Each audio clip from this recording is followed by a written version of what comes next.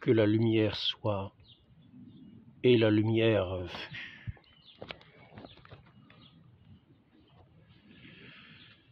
Ce sont des paroles qui correspondent au récit de la création. Et je voudrais aujourd'hui aborder une question, une réflexion sur l'identité. L'identité. Au nom du Père et du Fils et du Saint-Esprit, ainsi soit-il. Quand nous disons au nom du Père et du Fils et du Saint-Esprit, nous parlons déjà d'une identité.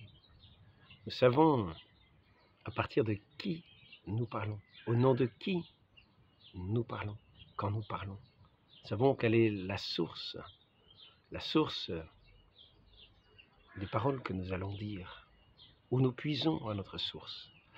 Aujourd'hui, je voudrais parler de l'identité en ce sens que lorsque nous voyons le monde tel qu'il est, c'est-à-dire ce monde qui a une forme telle que nous la voyons, c'est-à-dire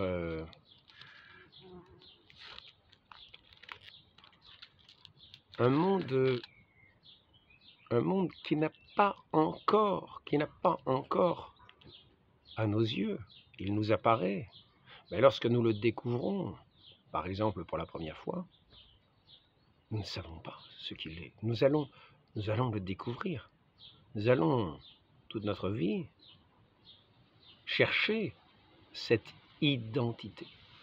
Chercher, ce que c'est que ce monde, et c'est le sens des chercheurs, le sens de la recherche des chercheurs. Ils sont toujours en train de chercher, toujours en train de faire des calculs, toujours en train de faire des comparaisons, toujours en train de voir les relations entre différents éléments, afin d'établir des relations. Et ce qu'il faut en faisant cela, c'est chercher. Chercher qu'est-ce que c'est que ce monde. Chercher l'identité de ce monde. Et nous voyons que nous facilitons d'une certaine manière bien la tâche. Nous mettons un nom et un prénom avec une photo sur une carte d'identité. Nous disons République française ou RF, c'est peut-être aussi Royaume de France. Si on enlève le mot République, on peut très bien prendre les ciseaux, couper le mot République et vous avez encore RF, Royaume de France. Donc, et là encore, nous pourrions, avec ce R, nous demander quelle est l'identité de ce R, quel est le sens de ce R. Et ce ne sera pas le même sens si nous disions Royaume de France ou la République française. Et pourtant, ce sera le même R. Je ne veux pas dire par là que, en voyant le monde tel que chacun le voit, chacun met son identité sur ce monde. Non, mais nous essayons d'aller dans la découverte. De ce que nous sommes. Qui sommes-nous?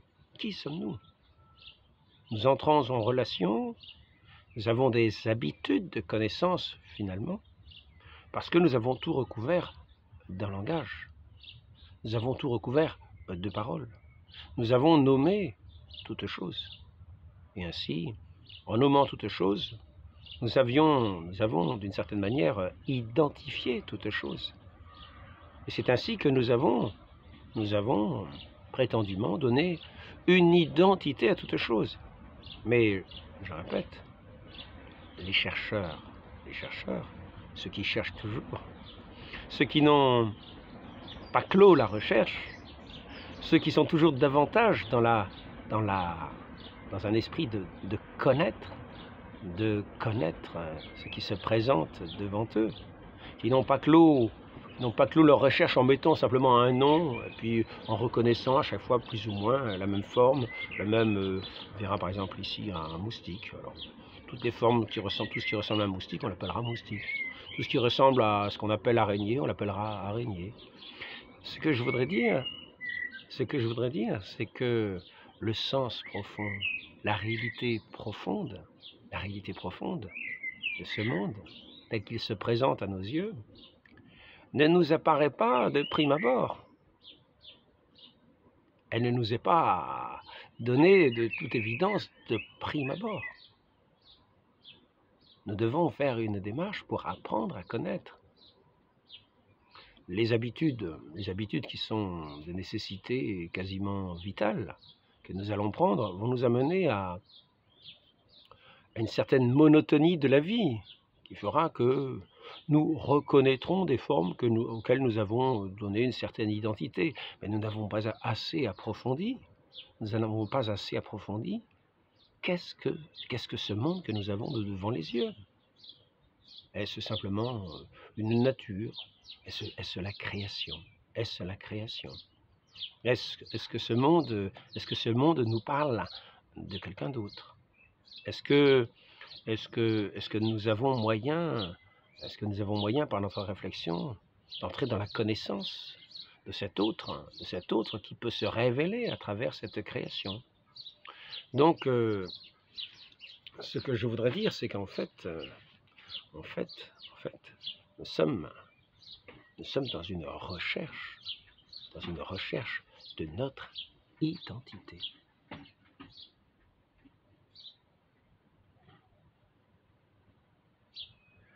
Et cette recherche d'identité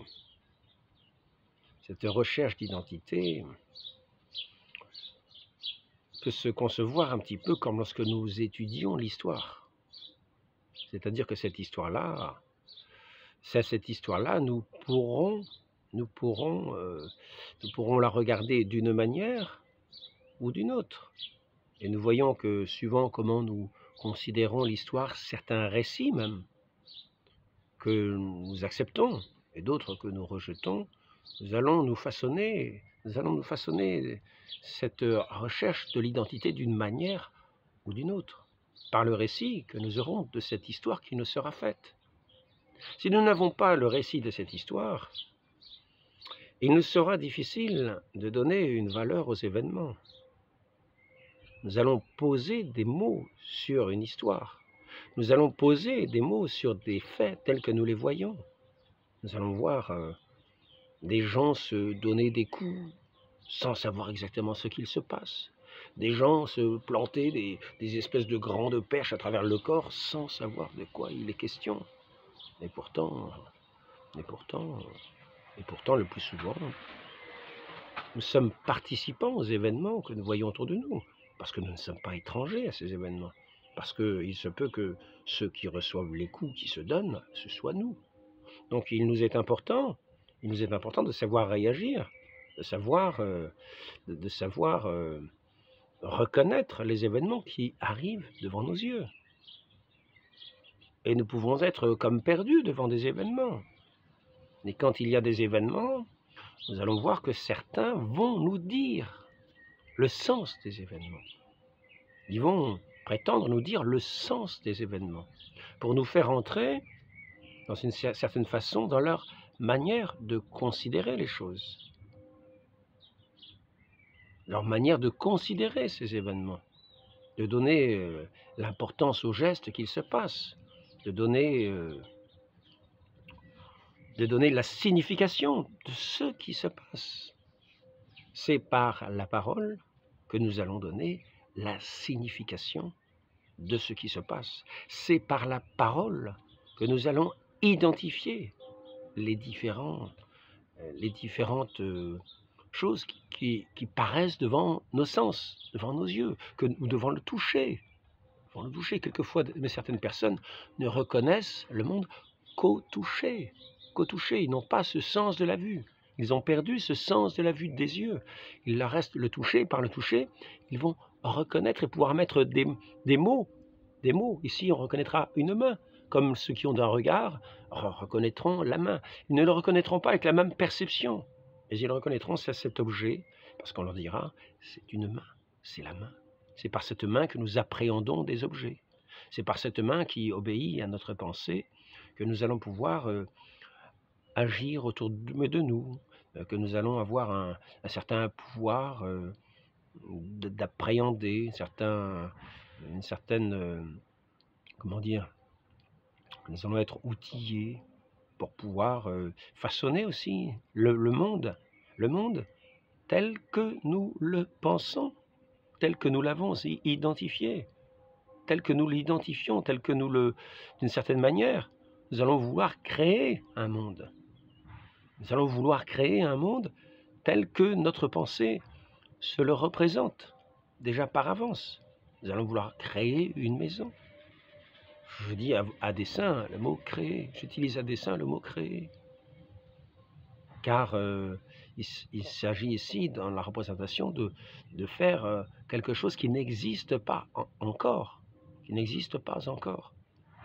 Et cependant, on dira que ce mot créer n'est peut-être pas approprié, et d'un point de vue chrétien, n'est certainement pas approprié. Nous sommes des coopérateurs, nous œuvrons à la création de Dieu. Et c'est ici que j'introduis ce sens de cette présence de Dieu à travers le monde. Car toute notre identification, toute l'identification de ce monde va consister justement à connaître à travers la création notre identité profonde d'enfant de Dieu, c'est-à-dire à reconnaître à travers cette œuvre que nous voyons autour de nous, avec ces contours que nous reconnaissons plus ou moins, et qui sont si changeants, nous allons reconnaître un peu cette présence de celui qui est agissant à travers cette création. Et c'est ici que nous voyons que dans le récit de la création, nous voyons que l'importance de celui qui est le principe de la création, à l'origine de la création. Et pour entrer dans cette connaissance de cette identité, soit nous n'allons pas écouter cette révélation de cette identité divine qui est créatrice de cette création, tout ce que nous pouvons voir et considérer par les sens. Et nous allons ou bien alors rejeter un récit de cette révélation, le récit de cette révélation, et à ce moment-là, nous fier simplement à l'expérimentation que nous pouvons avoir.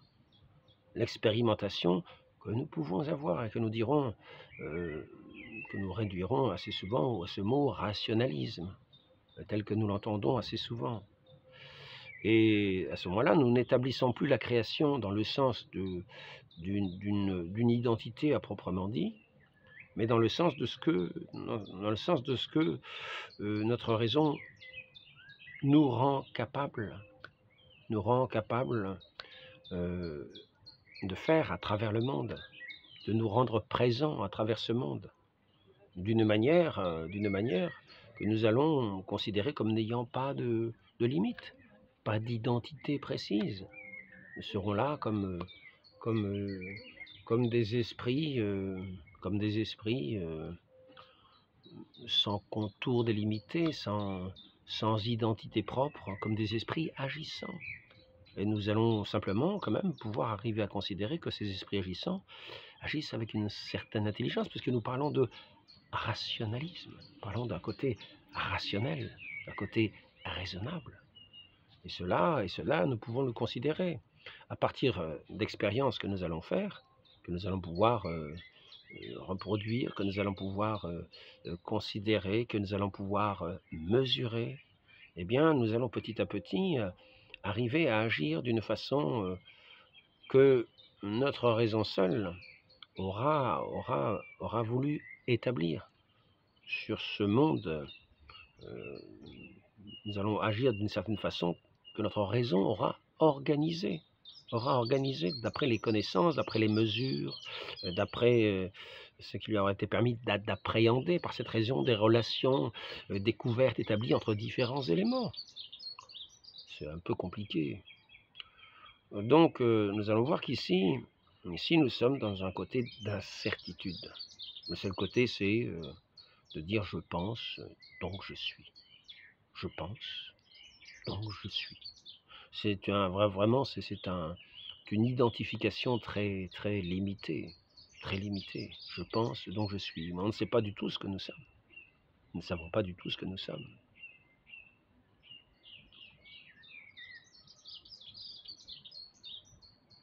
Nous sommes au milieu de ce monde. Nous sommes au milieu de ce monde. Je ne parle pas pour ceux qui sont à l'écoute de cette parole à révéler. On voit que la parole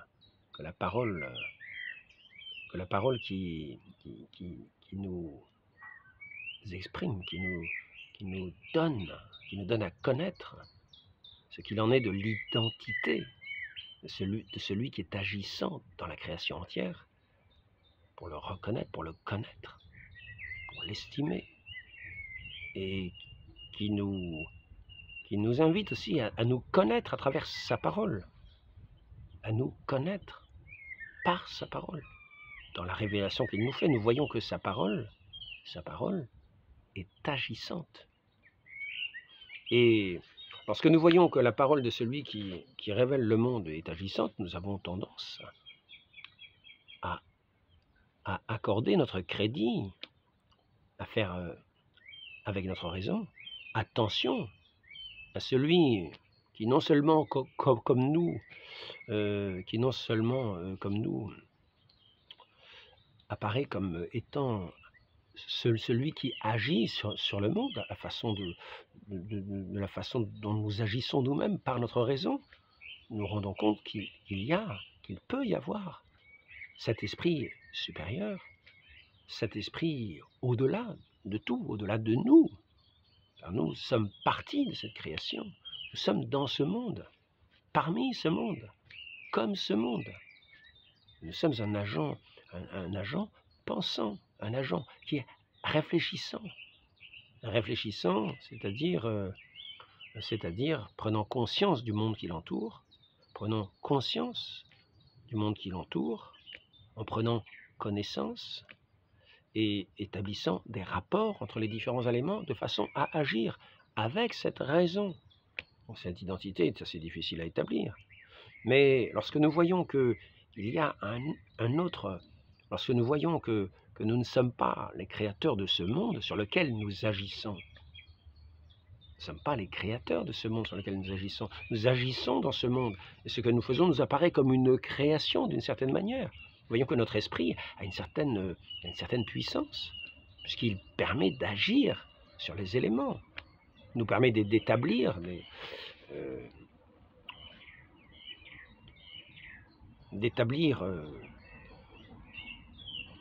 liens entre différents phénomènes de cette création. Je nous passe devant les yeux sur lesquels nous mettons des noms, de manière à obtenir des effets les plus extraordinaires, comme par exemple de parler à partir d'une petite boîte, un petit boîtier, d'un petit écran, quelque chose que j'ai même du mal à définir en le voyant, qui s'appelle une tablette. On appelle couramment une tablette, et qu'on achète sous le nom de tablette dans un magasin. Eh bien, à partir de cette tablette, il est possible, par les ondes, de communiquer jusqu'au bout du monde. Mais simplement parce que notre pensée a pris connaissance de certains effets dans cette création, de certaines liaisons entre les différents éléments de cette création. Mais cela nous invite aussi à penser que nous qui sommes dans cette création, plongés dans cette création, comme noyés dans cette création, qui ressortons par cette raison qui nous fait réfléchir sur les différents éléments et prendre conscience de notre existence, cela nous amène à penser qu'il peut y avoir dans ce monde sur lequel nous sommes agissants par notre pensée, un créateur qui par sa pensée toute puissante, agit lui-même sur cette création qu'il a créée par sa pensée. Et c'est ainsi que parce qu'il l'a créée par sa pensée, il est capable d'agir dessus par sa pensée toute puissante. Et ainsi, lorsque nous voyons que à sa parole, toutes choses ont été faites, et qu'il nous donne de participer d'une certaine manière à cette parole. Lorsque nous disons, par exemple, je vais lever mon index, hop, ben je lève l'index, voyez. Donc cette parole, je dis, je vais lever mon index, je pourrais lever l'index sans prononcer de parole. Mais néanmoins, cette parole est un acte de la pensée qui va me faire prendre conscience de lever mon index. Et si je ne le prononce pas, je vais avoir le sens de lever cet index. Je vais avoir le sens de faire un mouvement. Et nous voyons que ce fait-là va nous amener à considérer qu'il est possible qu'un esprit autre que le nôtre, qui n'est pas de cette création, par sa pensée, ait pu créer le monde. Et c'est ainsi que nous allons entrer dans ce que nous disons être la recherche de notre identité par l'écoute de cette parole que nous allons voir être toute puissante. C'est à sa parole que toutes choses ont été faites.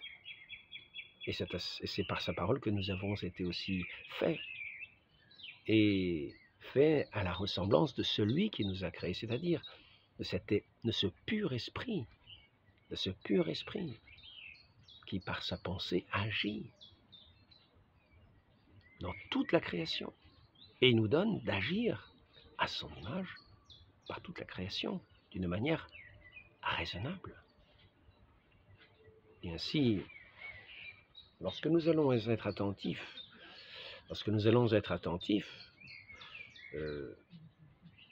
à la parole, celui qui va nous révéler notre identité, nous allons entrer dans la connaissance de ce que nous sommes. Et nous allons pouvoir, nous connaissant, agir selon les fins pour lesquelles nous sommes créés. Et c'est ainsi que nous pourrons nous rendre présents dans ce monde, non plus à la manière d'un aveugle qui marche dans l'inconnu, mais à la manière de ce que nous sommes par rapport à la création et par rapport à notre Créateur, par rapport à celui que nous allons reconnaître comme étant notre Créateur. J'espère que ce langage n'est pas trop compliqué. J'espère qu'on arrive à discerner dans ces paroles qui sont un matériel, une certaine compréhension de quelque chose, d'un sens, une identité, d'un propos raisonnable.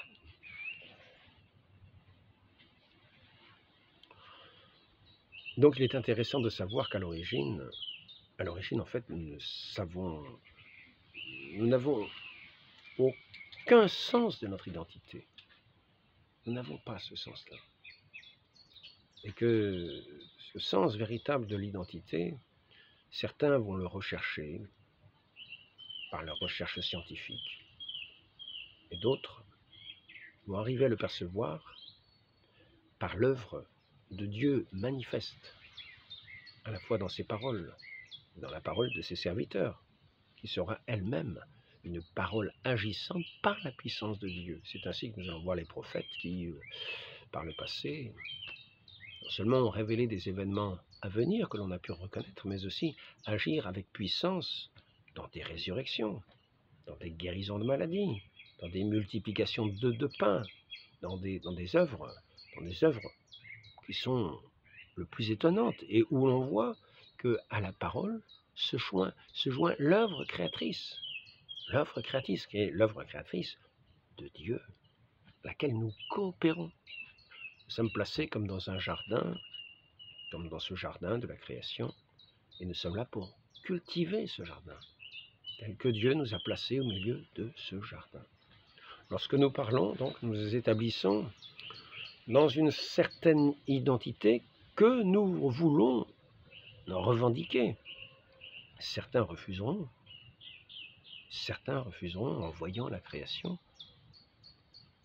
qu'il y ait un créateur, qu'il y ait une parole, qu'il y ait un esprit créateur, et que nous soyons par conséquent à son image, et que nous soyons amenés à le connaître, et que nous soyons amenés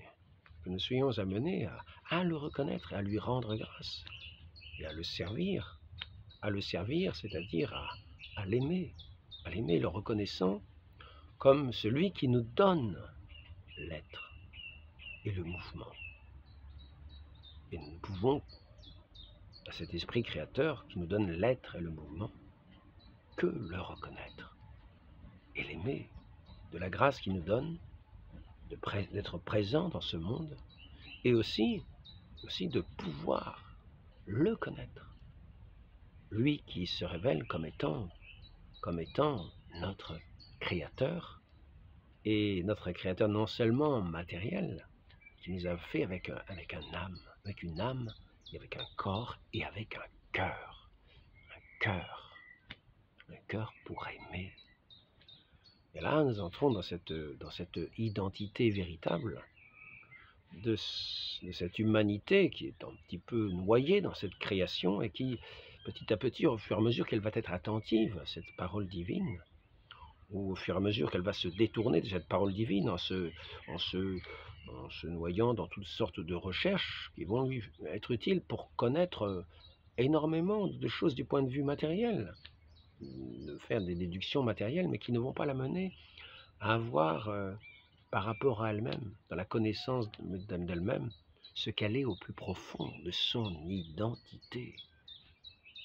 Ainsi, cette personne qui ne se connaîtra pas elle-même pourrait être amenée à connaître beaucoup de choses selon la perspective, selon le regard qu'elle porte sur le monde, mais sans savoir ce qu'elle-même est, sans se connaître, sans pouvoir rendre grâce, sans se connaître et sans par conséquent pouvoir reconnaître celui qui est le prochain, et savoir quelle attitude avoir face au prochain qu'il ne connaîtra pas non plus dans son identité profonde. Cependant que cette parole de Dieu, cette parole créatrice, va nous donner notre identité profonde et véritable, et va nous permettre de nous établir dans un rapport, d'un lien véritable entre frères, car nous allons nous reconnaître comme frères par rapport à celui qui est notre Père, notre bon Père, notre Père céleste, c'est-à-dire celui qui est au-delà de toute la création, et qui va nous appeler à entrer dans la connaissance de lui-même, à travers sa création, à travers les œuvres de sa création. Nous verrons comme des touches divines à travers cette œuvre de la création. Ainsi donc, nous pouvons voir que toute notre vie est une quête de notre identité, et que le chemin le plus court pour connaître qui nous sommes, c'est d'entendre cette parole des prophètes, et de ce prophète en particulier qui est l'envoyé de Dieu, de qui tous les autres envoyés ont parlé, c'est-à-dire le Fils unique de Dieu, celui qui est la parole créatrice, par qui tout a été fait et qui nous a fait.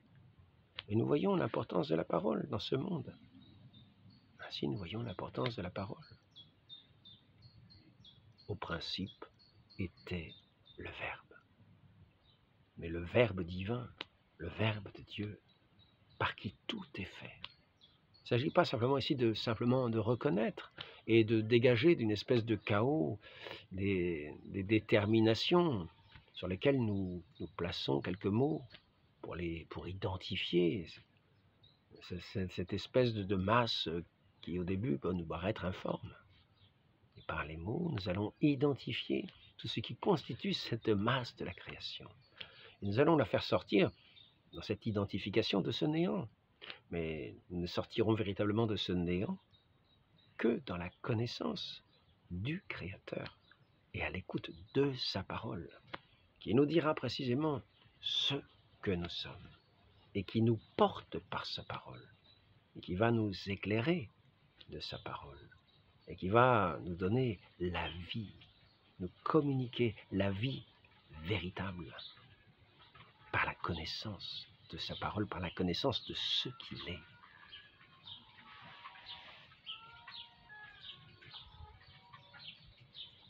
C'est ainsi que nous allons entrer, nous allons quitter, d'une certaine manière, les ombres et lumières de ce monde pour être attirés par cette parole éternelle de celui qui est l'éternel. Et ainsi, entrant dans cette connaissance de l'éternel, nous allons avoir part à cette vie éternelle, de celui qui nous communique la connaissance de lui-même et qui nous fait parvenir, nous qui avons ce cœur à son image, dans son identité propre, à cela que nous restons des créatures, mais nous participons d'une certaine manière à sa nature divine comme enfants de Dieu, par la foi que nous lui accordons. Si nous lui accordons notre foi et si nous ne nous écrasons pas dans le chaos de cette création comme dans un océan de déluge, où toute forme perd sa consistance, où tout est noyé dans les flots informels, où tout périt. Ici, nous allons entrer dans cette arche sainte et chacun va pouvoir garder l'identité que Dieu, à laquelle Dieu l'appelle lorsque par sa parole il a créé toutes choses. Et cette arche de la foi, cette arche du salut, va nous permettre de nous sortir de ce chaos, de ce monde qui peut paraître informe, pour nous donner la vraie intelligence, la vraie connaissance, notre vraie identité et notre vraie vie, notre vie véritable dans notre Dieu, comme enfant de Dieu. Je ne pense pas avoir été très clair, néanmoins. C'est une petite réflexion. Donc, toute chose, sachant qu'à l'origine, toute chose n'est pas si évidente. Il n'y a pas la carte d'identité au départ. Alain Libouban, Royaume de France. Non, nous sommes des êtres qui n'avons jamais fini d'entrer dans cette connaissance de qui nous sommes.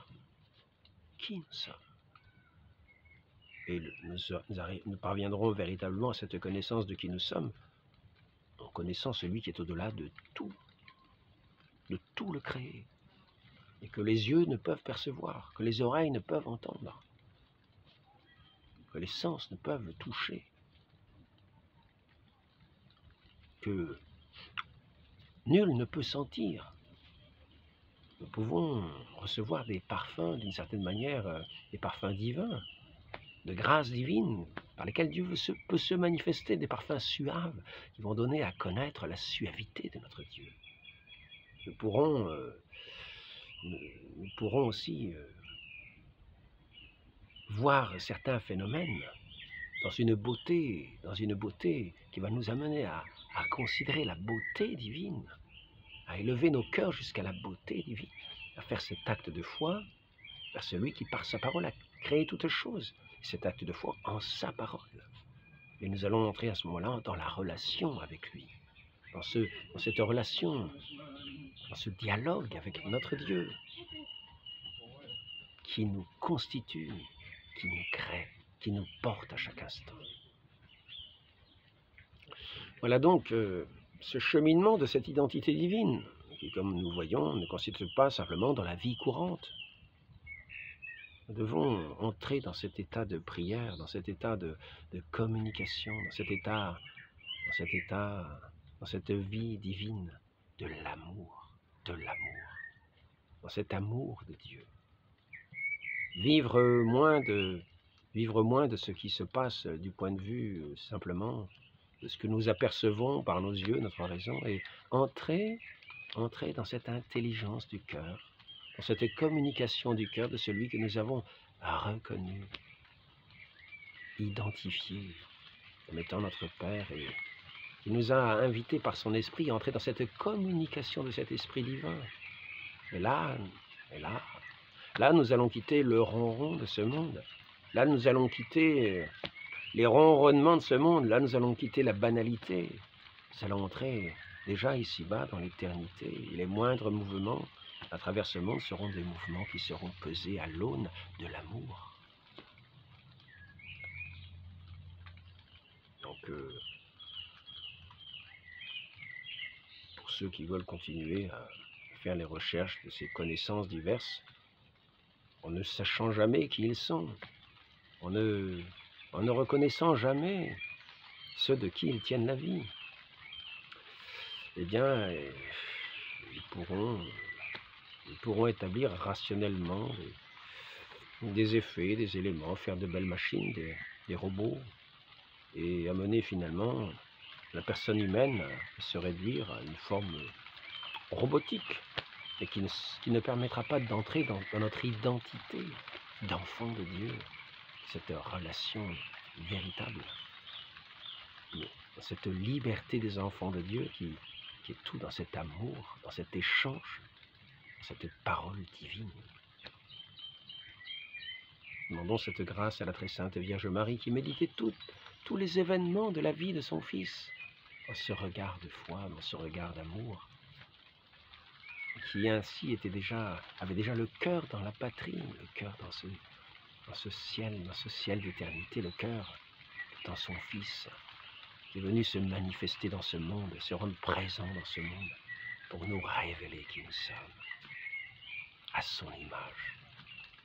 Lui qui a pris notre humanité, pour nous montrer ce chemin de notre humanité, pour nous dire la vérité, pour nous donner la vie véritable. Demandons cette grâce à la très sainte Vierge Marie de savoir entrer dans cette présence de notre Dieu, de le reconnaître, de le connaître, de l'aimer, de le servir en ce monde et d'être sauvé dans l'autre. Ainsi soit-il, au nom du Père et du Fils et du Saint-Esprit, ainsi soit-il.